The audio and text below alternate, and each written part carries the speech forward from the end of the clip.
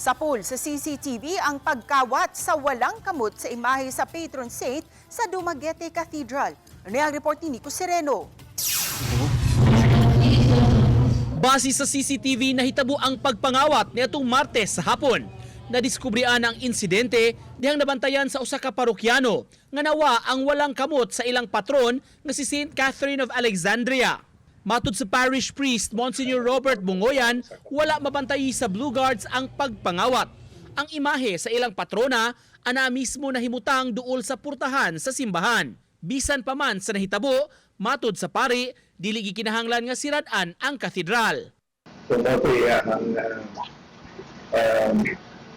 naandan na buhan, kung peligro ang atong mga simbahan ko. And dili tanan na simbahan na ay CCTV. Gipablotter na ang insidente. Matud sa simbahan nga base sa kuha sa CCTV, babay ang suspect, dili lang masiguro ni Monsignor Bungoyan kung antigo ang kamot sa ilang patrona. Iyang giklaro nga dili kini ivory.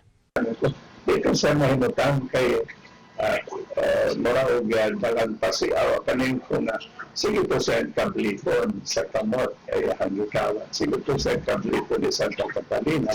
Subay sa insidente, miapilar ang simbahan sa suspect nga iuli ang gikawat kay iya man kini sa simbahan. Nico Sereno, Balitang Bisdak.